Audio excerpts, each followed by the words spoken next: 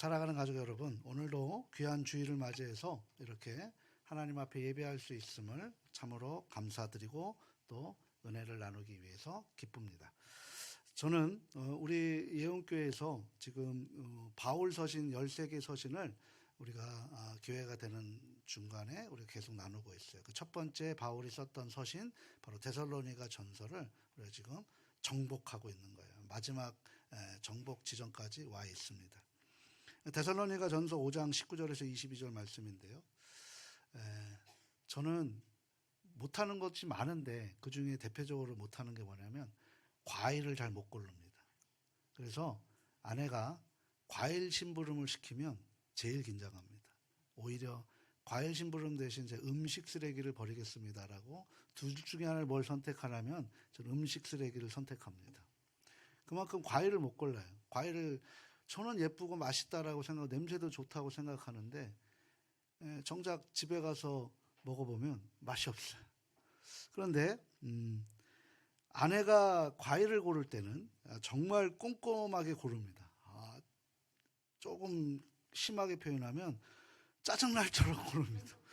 아니 뭐 똑같은 과일인데 저걸 저렇게 고를까. 그리고 막 거기를 막 주위를 뱅뱅 도는데 같이 마트를 가면 좀 그래서 좀 피곤합니다. 냄새도 맡아보고 손으로도 만져도 보고 눈으로 색깔도 막 살피고 합니다. 저는 그게 그거 같아요. 그런데 확실히 집에 와서 그 과일을 먹어보면 왜 그렇게 고르는지를 알게 되더라는 거죠. 제가 왜 이 말씀을 드리냐면 오늘 말씀과 정확하게 딱 맞는 우리의 일화이기 때문입니다. 오늘 말씀에 범사를 해하려 좋은 것을 취하고 악은 어떤 모양이라도 버리라 라고 했어요. 우리가 지난 시간에 항상 기뻐하라, 쉬지 말고 기도하라, 범사에 감사하라. 이것이 그리스도 안에서 너희를 향하신 하나님의 뜻이니라 라고 밝히셨단 말이에요. 그리고 나서 지금 이 이야기를 하고 있는 거예요. 그러니까 그 하나님의 뜻을 알고 난 다음에 우리는 어떤 삶을 살아가야 되는 것인가 라는 것을 바울이 지금 데살로니가 교회뿐만 아니라 현대를 살아가는 우리들에게도 동일하게 전해주셨기 때문에 하나님께서 성경으로 우리에게 가르쳐 주신 줄 믿습니다. 바울이 살던 그 1세기 굉장히 혼란스러웠던 시기였습니다. 초기 교회라고도 하죠. 예수님이 십자가에 못 박히시고 그리고 죽음에서 3일 만에 부활하신 후에 그리고 승천하시고 성령님이 오순절에 임하셨고 교회가 급속도로 성장하게 됐던 거예요. 그러니까 우리가 교회가 급속도로 성장을 하면 좋은 부분은 성장하는 부분은 좋은 부분만 성장할까요? 안 좋은 어두운 부분도 함께 성장을 하는 거예요. 그래서 교회가 조금 아프거나 힘든 부분이 생기면 그 어두운 부분이 확 올라와서 교회를 완전히 무너뜨립니다. 그러니까 이 두 가지가 같이 공존하고 있는 것을 우리가 알아야 되는 거죠. 그러니까 교회가 성령님의 은혜에서 막 부활하고 부흥하고 서로가 통용하고 막 복음이 전달되고 있는 가운데 어떤 일이 벌어지냐면 그 초기 교회에 거짓 선지자들도 엄청나게 많이 생기고요. 거짓 가르침들이 생겨서 1세기에 그 초기 교회를 흔들었던 그 영지주의자들이 바로 그런 의미인 거예요. 그래서 그 영지주의자들 때문에 교회가 막 쪼개지고 무너지니까 그것을 우리가 그런 식으로 가지 말고 온전한 믿음으로 같이 가자라고 만들어진 신앙 고백이 뭡니까? 우리가 하고 있는 사도신경입니다. 성부 하나님, 성자 예수님, 성령 하나님으로 만들어진 교회가 어떤 모습으로 어떤 마음으로 어떻게 연합해서 가야 되는 것인가를 우리가 신앙 고백으로 입술의 고백을 통해서 만들어가는 것. 이게 바로 그 당시에 있었던 거예요.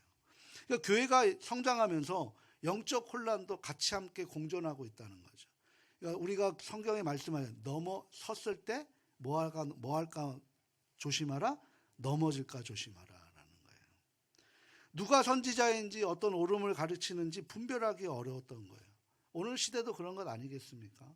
어떤 상황 속에서 이런 상황 속에서 바울은 데살로니가 교회 교인들에게 그리고 오늘날 우리들에게 세 가지를 권면하는 말씀이 오늘 본문이에요. 뭐예요? 성령을 소멸하지 말라는 거예요.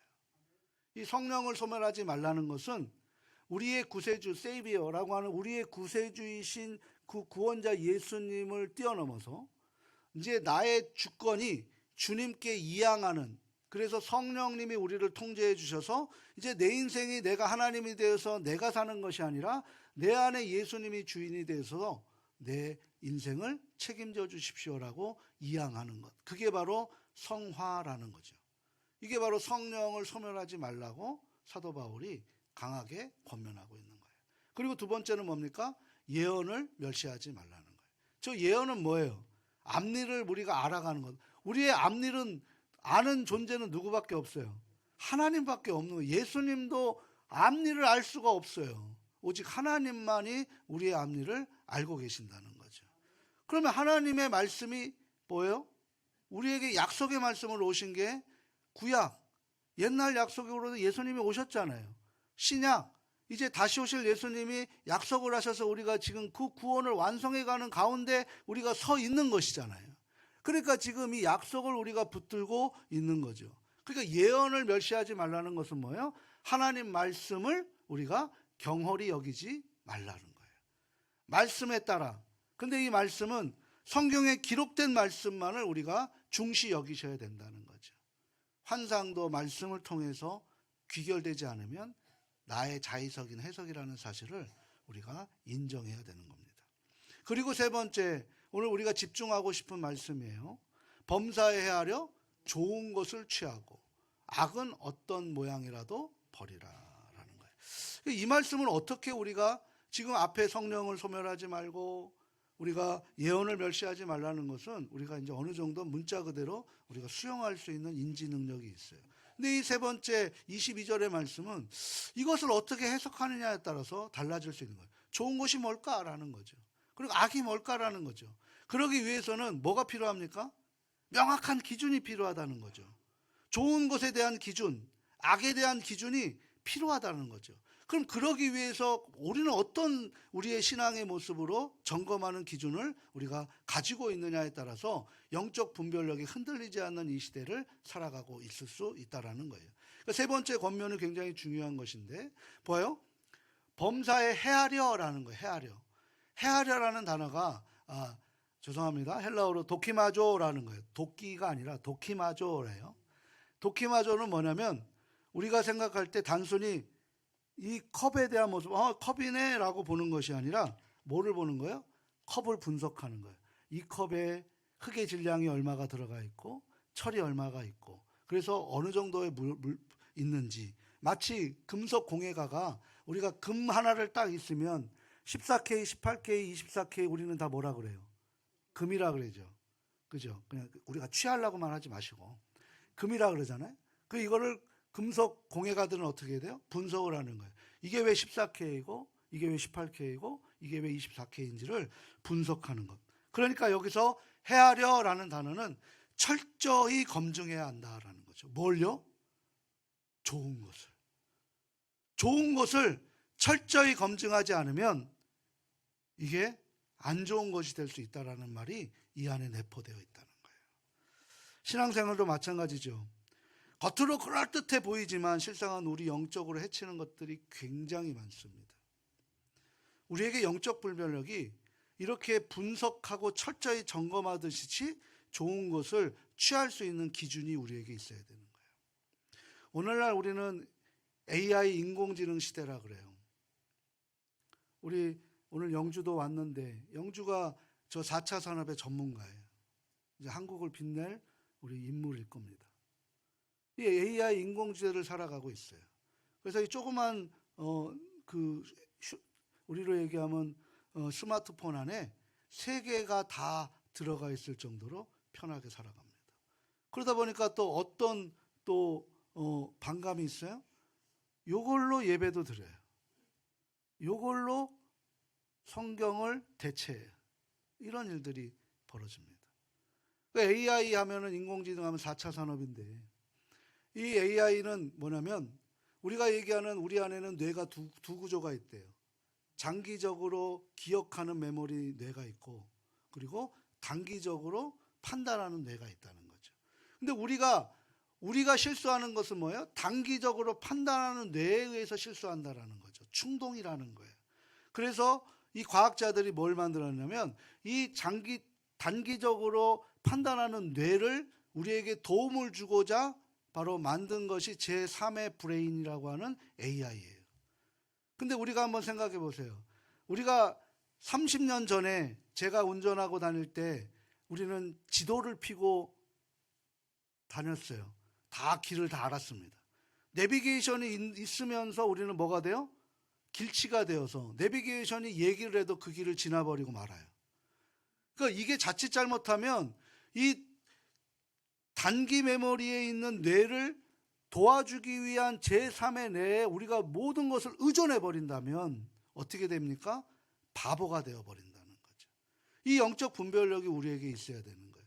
우리에게 좋은 도구로 사용되어지는 것들이 오히려 우리를 망가뜨리게 되는 그런 요즘에 SF 영화들이 다 그런 의미에서 나오는 그런 경고의 그런 메시지라고 할 수도 있는 것입니다.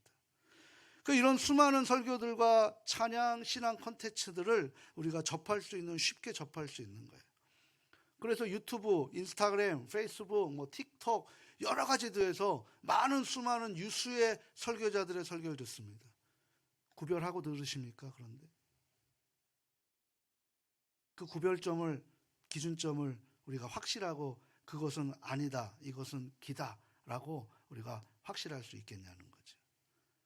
요즘에 뜨겁게 또 이슈되고 있는 사랑침례교회, 저 인천 남동구에 있다고 얘기하는데 정동수 목사님이 하고 있는 그 설교 많이들 들으신다고 하더라고요. 그게 진리의 설교라고 생각하세요? 잘못된 걸 기준이 없으니까 그걸 듣고 나서 일상교회를 판단하고 비판하고 그렇게 교회를 쪼개게 되는 것들이 많이 있다는 거예요. 왜 하나님이 우리에게 원본을 안 주신 줄 아십니까? 이런 짓 하지 말라는 거예요. 그런 짓 하지 말라고.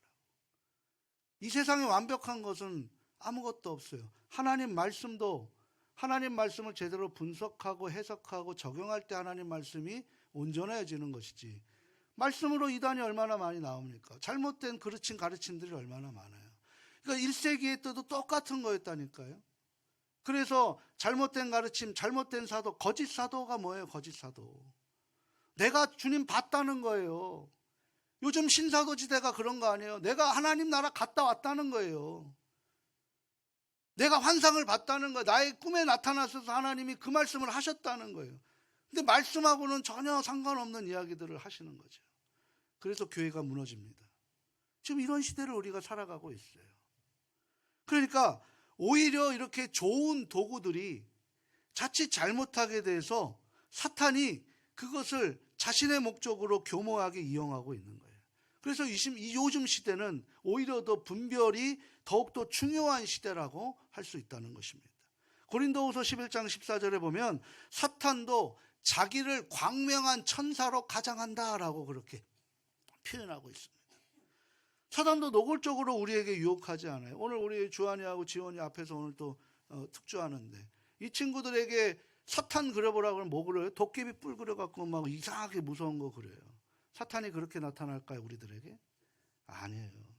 우리의 아킬레스건을 찌르게 우리의 세미한 틈을 보고 그곳을 틀어서 우리를 하나님과 분리하게 하는 영이 사탄이에요. 사탄. 그러니까 이 빛의 모습으로, 선한 모습으로 다가와 우리를 속이려고 합니다. 그래서 영적인 분별력이 필요한 시대가 바로 이 시대라는 거죠. 그렇다면 어떻게 영적인 시대를 우리가 분별할 수 있을까? 오늘 성경에서 그 분별을 명확한 5개의 시험대를 우리에게 적용하라고 제시하고 있는 거예요. 첫 번째가 뭘까요? 같이 한번 읽어봅니다. 예수 그리스도를 주로 고백하는가. 우리 말씀 요한일서 4장 2절에서 3절 상반절을 함께 읽겠습니다. 이로써 너희가 하나님의 영을 알지니 곧 예수 그리스도께서 육체로 오신 것을 시인하는 영마다 하나님께 속한 것이요 예수를 시인하지 아니하는 영마다 하나님께 속한 것이 아니니. 아멘.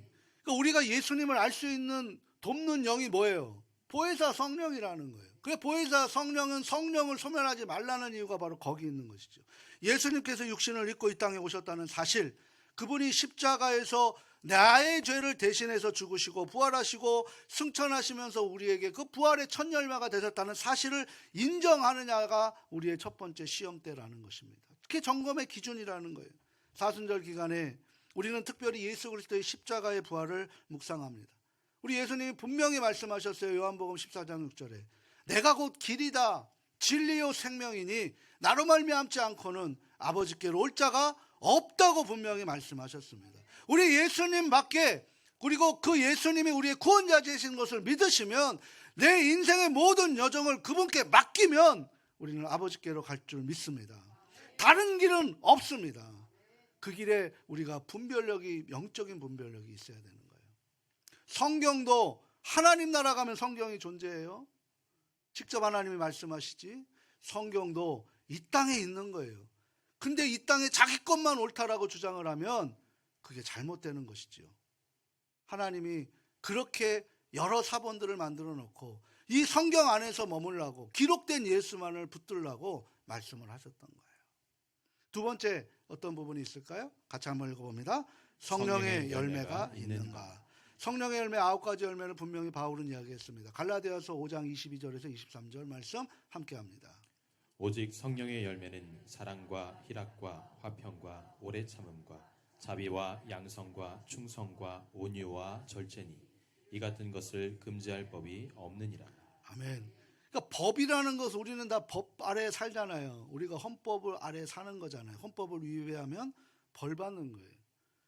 그러니까 이 성령의 열매를 금지할 법이 이 세상에 있다 없다? 없다는 거예요. 지금 바울이 얘기하는 게. 예수님도 마태복음 7장 16절에 이렇게 말씀하셔요. 그들의 열매로 그들을 알지니라는 거죠. 그러니까 우리가 어떤 열매를 맺고 있느냐에 따라서 우리의 주권이 지금 주님께 이양되고 있는지 안 되고 있는지를 판단할 수 있다는 거예요. 그 열매를 지금 우리가 맺고 있느냐는 거죠. 어떤 사람의 가르침이나 그런 말의 속임 같은 것이 아니라 그 열매를 보라는 거예요. 그 열매를. 거짓으로 쪼개는 그런 열매를 맺고 있는가, 하나로 화합하는 영이 맺고 있는가. 교회는 화합으로 하나됨이 아닙니까? 우리가 항상 얘기하는 같은 말, 같은 비전, 같은 뜻, 뭐 같은 비전, 뭐예요? 그 다음에 마지막에 같은 열매라는 거예요. 같은 열매는 뭡니까? 바로 죽은 자를 살려내는 그 열매를 우리가 붙드는 거예요. 교회는 그 일을 해야 되는 것입니다. 나의 잘남으로 내가 어떤 것을 하는 것이 아니라 그것을 함께 겸손한 마음으로 같은 열매를 맺어질 때 나에게 주어진 것을 기쁨으로 자원하는 마음으로 우리가 함께 만들어가는 것, 이것이 바로 성령의 열매라는 거예요. 그것이 성령 안에 있다라는 거죠. 예수님께서 십자가 지기시기 전에 마지막 설계 요한복음 15장 17절에 이렇게 말씀을 하셔요. 내가 이것을 너희에게 명함은 너희로 서로 사랑하게 하려 함이라. 교회는 미워하는 것이 아니라, 시기하는 것이 아니라, 질투하는 것이 아니라 사랑하는 것이라는 거예요. 사랑하는 것. 요한일서 4장 8절에도 뭐라고 말씀하세요? 같이 한번 읽어볼까요? 사랑하지 아니하는 자는 하나님을 알지 못하나니 이는 하나님은 사랑이심이라. 그러니까 사랑 그 자체신 거예요. 사랑이 많으신 분이 아니라 사랑 그 자체신 거예요. 가족 여러분, 정말 놀라운 사실은 사랑이 모든 계명의 완성이라고 성경은 말씀하고 있습니다. 로마서 13장 10절에 이런 말씀을 하세요. 사랑은 이웃에게 뭐를 행하지 아니하나니 악을 행하지 아니하나니 그러므로 사랑은 율법의 완성이니라 말씀하십니다. 사랑이 있는 곳에 하나님이 계신 줄 믿습니다. 사랑이 있는 곳에 모든 계명의 완성이 있는 줄 믿습니다. 그럼 우리는 그 하나님의 사랑을 어떻게 확인할 수 있어요? 내 삶의 자리에서, 내 지금 인생 여정에서 나는 사랑을 실천하고 열매를 맺고 있느냐라는 거예요. 이걸 우리가 판단의 기준으로 삼아야 된다는 것이죠. 세 번째 또 뭘까요? 같이 한번 읽어봅니다. 성경 말씀에 부합하는가. 디모데후서 3장 16, 17절에 분명히 성경에 대한 말씀을 이렇게 말씀하십니다. 함께 읽겠습니다. 모든 성경은 하나님의 감동으로 된 것으로 교훈과 책망과 바르게 함과 의로 교육하기에 유익하니 이는 하나님의 사람으로 온전하게 하며 모든 선한 일을 행할 능력을 갖추게 하려 함이라. 아멘. 그러니까 성경은 우리의 믿음과 실천의 유일한 권위세요. 권위. 어떤 가르침이나 경험이나 내 지식이 성경과 충돌하죠. 이사야 55장 8절과 9절이죠. 하나님의 뜻과 내 뜻이 다르고 하나님의 길과 내 길이 다르다. 이 충돌할 때 우리는 어떻게 합니까? 말씀 앞에 무릎을 꿇는 인생이 되셔야 될 줄 믿습니다. 제가 신학교 시절에 공부를 할 때 신학 해석학 교수님이 성경에 대한 부분을 이렇게 강조하셨어요. 성경은 성경으로 해석해야 한다라는 거예요. 이게 무슨 얘기냐면 어떤 구절, 한 구절, 두 구절을 뽑아서 그것을 짜깁기 하는 그런 자기 주장을 펴는 것이 아니라 성경 전체의 맥락 속에서 해석해야 된다는 거예요. 한번 예를 들어볼까요? 신천지가 요즘에 들끈다고 하는데 다시 요한계시록에 나온 14만 4천을 그들은 문자 그대로 믿어요. 어떻게 믿습니까? 14만 4천만 천국에 들어간대요. 이 땅의 역사가 지금 우리가 현존하는 인구만 85억인데 75억인데 그러면 이것이 역사가 있었는데 14만 4천만 들어가는 천국을 우리가 인정할 수 있겠냐는 거예요. 그런 의미가 아니잖아요. 이것은 상징 언어의 묵시문학이라는 거죠. 14만 4천, 구약의 12지파, 하나님의 구약의 약속의 사람들, 신약의 예수님의 제자, 교회의 사람들, 12사도, 12제자들, 그리고 천이라는 수많은 사람들이 하나님의 백성의 전체를 상징하고 그곳에 수많은 영혼들을 살려내기 위해서 먼저 믿은 우리가 무엇을 해야 되는지를 알게 하는 그런 하나님의 명령 아니겠습니까? 이것을 어떻게 그들만의 세상으로 바뀌어 나가는 거예요. 이처럼 문자 그대로를 적용하면 자의적 해석이 정말 위험한 거예요. 성경 전체를 통해 하나님의 말씀의 뜻을 분별해야 돼요. 그래서 저는 수요일 전체를 오전과 오후를 성경을 보는 관점으로 지금 이야기하고 있습니다. 부탁합니다. 제가 제 마음을 그렇게 하는 것이 아니라 우리 젊은 우리 집사님들 힘들고 어려워도 수요일 날 나오셔서 그 성경 공부를 하셔야 돼요.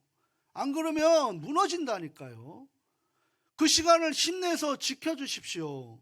제가 사람이 많이 없어서가 아니라 그 시간을 지켜서 그 시간을 통전적으로 우리가 성경을 알아가는 시간을 갖는 게 신앙생활의 가장 중요한 것인데 우리가 수요일을 그 시간으로 할애하고 있는데도 그 시간을 놓쳐버린다라면 그것은 하나님이 기뻐하시지 않죠. 어쩔 수 없으면 영상으로 보시지만 함께 나와서 같이 공감하면서 같이 그것을 묵상하는 것, 이것이 우리에게 중요한 줄 믿습니다. 이게 로마서 12장 2절의 말씀과 대체하는 건데요. 같이 한번 읽어봅니다. 너희는 이 세대를 본받지 말고 오직 마음을 새롭게 함으로 변화를 받아 하나님의 선하시고 기뻐하시고 온전하신 뜻이 무엇인지 분별하도록 하라. 아멘. 이거 잘못된 것을 본받지 않게 하기 위해서 우리 직분자들이 그 자리를 지키고 그 성경 공부를 하셔야 된단 말이에요. 권사 직분만 갖고 계시고 장로 직분 갖고 계시면 뭐합니까 그게. 이 공부를 안 하게 되면 다 놓쳐버리는 거예요. 이 자리를 지켜주셔서 그걸 다음 세대들에게 잘 분별할 수 있는 그런 전달자들이 될 수 있기를 부탁합니다. 자, 네 번째 또 우리 분별 기준이 있죠. 뭐입니까? 교회의 덕을 세우는가. 고린도전서 14장 12절 말씀이에요. 같이 한번 읽어보도록 합니다. 그러므로 너희도 영적인 것을 사모하는 자인즉 교회의 덕을 세우기 위하여 그것이 풍성하기를 구하라. 아멘. 하나님이 우리에게 교회의 덕을 세우기 위해서 은사를 주셨어요. 각자 다른 은사입니다. 그 은사 저 은사 좋고 저 은사 좋고 그런 거 없어요. 근데 우리는 굉장히 예언의 은사 같은 거에 굉장히 마음을 많이 빼앗기고 그렇게만 하려고 그래요. 방언 받으시면 나는 신앙이 없는 것 같다. 은사라니까요. 주시면은 그건 뭐예요? 방언을 하게 하시는 것은 그걸로 인해서 중보자적 기도를 할 수 있게끔 만드는 건데 그 방언도 자기가 제대로 안 쓰면 방언 사라져 버립니다. 마찬가지 은사는 다 그런 거란 말이에요. 요한복음 13장 15절에 내가 너희에게 행한 것 같이 너희도 행하게 하여 본을 보였노라. 이게 언제 나온 말입니까? 예수님께서 세족식 하시고 성찬식 하시면서 내가 이 본을 보였다. 너희도 그런 본을 보여라 라고 얘기하는 거예요. 교회를 분열시키고 갈등시키는 그 가르침이나 행동으로 하나님으로부터 온 것이 아닙니다. 교회는 하나됨의 덕을 세우기 위한 것이에요. 그래서 하나님의 뜻인 것이죠. 그래서 고린도전서 14장 26절에도 이런 말씀을 하세요. 모든 것을 덕을 세우기 위하여 하라. 저에게 기도 부탁을 하면 저는 말씀이 전해지지 않고서는 절대로 어떤 것도 위로도 하지 않아요. 왜? 말씀을 먼저 선포하고 그 선포된 말씀을 해석하면서 성령님께서 해석해달라고 그렇게 기도하는 것입니다. 깨닫는 것도 자기가 깨달아야지 주입한다고 되는 게 아니잖아요. 최근 목사님들을 제가 만난 시간이 있었는데요. 어떤 교회 이야기입니다. 그 목사님이 이런 얘기예요. 한 성도가 특별한 계시의 영 은사를 받았대요. 죄송합니다. 다른 성도들에게 자기가 자꾸 환상을 자꾸 얘기를 하는 거예요. 그러면서 처음에는 간증처럼 들렸는데 점점 내용이 가격해지다가 결국은 어떻게 되냐면 저 목사님 설교 틀려요. 하나님이 틀리시대라고 얘기하면서 교회를 2개, 3개로 쪼개버렸습니다. 교회가 하나됨으로 하나님이 주신 은사를 교회를 쪼개는 일에 사용하는 것이 이게 성령이 주신 은사입니까? 사탄이 주는 그 은사입니까? 하나님의 뜻을 안다고 주장하고 나는 거룩하다고 주장하고 나의 행동은 하나님께서 이끌어 간다고 생각하면서 남들에게 판단하고 지적하고 정죄하는 것, 하나님이 가장 싫어하신다라는 사실을 잊지 마시기를 바랍니다. 그래서 교회가 큰 어려움이 있었고 그 목사님은 쫓겨나게 됐어요. 하나님이 세우신 목사를 우리의 마음에 쫓아내버리는 것, 하나님이 기뻐하실까요? 우리가 저를 세웠어요. 그죠? 근데 그 안에 하나님의 감동을 주셔서 저에게 우리 교회 목사로 인정하겠다라고 체크를 하신 거죠. 그 다른 교회들은 어떻게 하냐면 저 목사 마음에 안 들어. 내 말을 안 들어. 그래서 조장해서 조금만 어떤 잘못된 것에서 그거 가지고 꼬투리 잡아서 막 교회를 목사를 내쫓으려고 막 몸부림치면서 교회가 4분 5일 막 쪼개지는 것들이 있단 말이에요. 그게 무슨 교회예요? 그게 무슨 하나님의 행복이 그 안에 담겨져 있겠냐는 거예요. 그러면 신앙생활하는 우리는 행복합니까? 그렇지 않다는 거예요. 교회의 덕은 바로 영적 은사를 항상 교회를 세워가는데 하나님께서 서로가 서로에게 사랑하기 위해서 주시는 은사인 줄 믿으시기 바랍니다. 이 은사를 잘 사용할 때 하나님의 놀라운 역사가 일어나게 되는 거예요. 우리 마지막 3번째 한번 같이 읽어보도록 합니다. 특정 인물을 우상화하는가. 요즘에 이단들이 들끓고 있지 않습니까? 자신만의 진리를 독점하고 있다는 거예요. 주장하고 있는 거죠. 교주에게 명목적인 목적입니다. 그렇게 기독교가 변질된 게 가톨릭인 거예요. 우리는 가톨릭이 우리의 형님이 아니에요. 우리의 원천은 초심은 초기교회예요. 그 초기교회가 변신된 게 가톨릭인 거예요. 그 가톨릭에서 그 당시 어떻게 얘기해요? 말씀보다 교황의 말이 더 우선시 됐기 때문에 그 문제가 있어서 지금 1000년을 지금 가톨릭이 어떻게 합니까? 반성하며 살아가고 있는 거예요. 저는 가톨릭을 욕하고 싶은 것이 아니에요. 근데 지금 600년 된 이 개혁교회가 그렇게 만들어졌는데 지금 개혁교회가 또다시 그런 가톨릭의 전형으로 따라가고 있는 거예요. 목사의 말은 이 안에서, 이 강단 안에서 선포되는 건 하나님의 말씀입니다. 판단하지 마십시오. 그리고 그 내려서 얘기하는 말도 그것을 하나님의 말씀으로 듣지 마십시오. 그건 목사 개인의 말입니다. 이 구분점이 분명하게 있어야 되는 거예요. 우리 고린도전서 1장 12절 13절 말씀 같이 한번 읽어보도록 합니다. 내가 이것을 말하거니와 너희가 각각 이르되 나는 바울에게, 나는 아볼로에게, 나는 게바에게, 나는 그리스도에게 속한 자라 한다는 것이니 그리스도께서 어찌 나뉘었느냐. 바울이 너희를 위하여 십자가에 못 박혔으며 바울의 이름으로 너희가 세례를 받았느냐. 이제 무슨 얘기예요? 바울을 신격화하니까 바울이 너희를 대신해서 죽었느냐, 자기가 죽었느냐라고 지금 얘기하고 있는 거예요. 나를 대신해서 죽으신 분은 오직 유일한 한 분 예수 그리스도밖에 없어요. 저 금산의 정명석이가 우리를 위해서 죽는 것도 아니고, 저 이만희가 우리를 위해서 죽는 것도 아니고, 바울이 우리를 위해서 죽는 것도 아니고, 오직 예수 그리스도만이 우리를 위해서 죽으신 줄 믿습니다.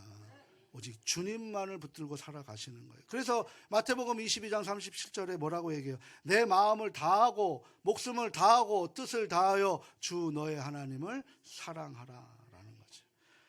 좋은 것을 취하고 악은 어떤 모양이라도 버리라는 거예요. 그러면 이렇게 좋은 것을 이 구분점으로 취했단 말이에요. 그러면 악은 어떻게 해야 되는 거예요? 어떤 모양이라도 버리라는 거예요. 우리 예수님께서 40일 금식 생활, 금식 기도하시고 공생애 시작하시기 전에 성령의 인도하심으로 사탄의 시험을 받았어요. 테스트를 받아, 유혹을 받았어요. 템테이션입니다. 근데 그 유혹을 받았을 때 예수님께서 어떤 말로 말씀하셨죠? 본인의 말씀이에요? 신명기 말씀이에요? 신명기 8장 3절의 말씀인 거예요. 그걸 마태복음 4장 4절에 그대로 기록하고 있습니다. 사람이 떡으로만 사는 것이 아니요, 하나님의 입에서 나오는 모든 말씀으로 살 것이라. 그럼 우리가 살 수 있는 길은 뭐예요? 우리 입에서 하나님의 말씀이 녹아져서 나와야 되는 거예요. 우리 입에서 하나님의 말씀은 무엇입니까? 사랑의 말씀입니다. 세워짐의 말씀입니다. 헌심의 말씀입니다. 희생의 말씀입니다. 내가 희생하지 않고 교회 안에서 나만 위해서 나만 하는 안이한 신앙생활, 하나님 기뻐하시지 않는다는 거예요. 주님이 우리를 위해서 희생하셨다면 우리도 그 희생에 그 말을 기쁨과 감사함으로 우리가 내 시간을, 내 능력을, 내가 갖고 있는 것들을 나눠줄 때 그 안에 건강하게 유지하는 모습이 될 수 있다는 거예요. 그럼 그 사람들을 누가 인정하는 거예요? 주변에서 인정하는 거예요. 저분은 정말 열심히 자기 거 빼주고 열심히 해. 이런 소리를 우리가 듣지 못한다면 우리 스스로를 한번 돌아보실 수 있는 계기가 될 수 있기를 소망합니다. 사순절은 우리의 세상의 유혹과 시험을 이기는 거예요. 그래서 잠언 13장 20절에 이런 말씀을 해요. 지혜로운 자와 동행하면 지혜를 얻고 미련한 자와 사귀면 해를 받느니라 라고 말씀하는 거죠. 솔로몬이 얼마나 큰 지혜를 얻었습니까? 얼마나 많은 그 능력을 얻었고 부국강성을 했습니까? 그런 부국강국을 이뤘는데도 불구하고 작은 것 하나 놓쳐버리는 바람에 나라가 쪼개지고 그때서부터 암울한 이스라엘의 역사가 나타난 것을 봅니다. 작은 타협이라도 우리가 모든 것을 내려보내야 돼요. 우리 예수님께서 얼마나 무서운 말씀을 하시는 줄 아십니까? 마태복음 5장 29절 30절에 만일 내 오른 눈이 너를 실족하게 하면 뭐 하라는 거예요? 빼버리래요. 얼마나 무서운 말씀 주님이 하셨다니까요.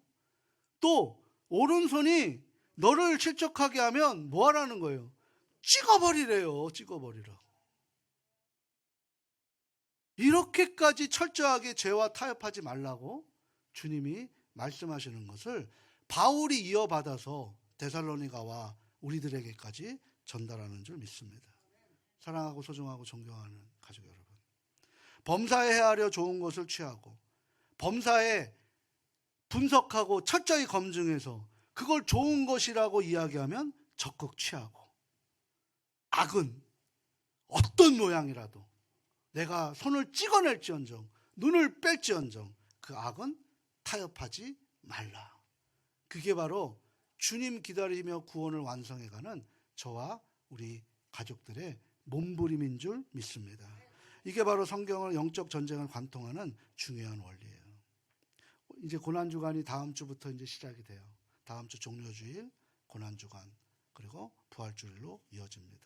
예수님께서 십자가 지시기에 예루살렘을 향하셨던 것, 바울이 자기가 죽을 걸 알면서도 다시 예루살렘으로 돌아갔던 것, 우리도 분별의 여정을 통해 하나님의 뜻을 따라가는 그런 믿음의 역사가 일어날 수 있기를 소망합니다. 오늘 사순절 기간에 저와 여러분 모두가 예수님의 십자가 사랑을 깊이 체험하고 부활의 기쁨을 맛보는 복된 자녀가 될 수 있기를 소망합니다.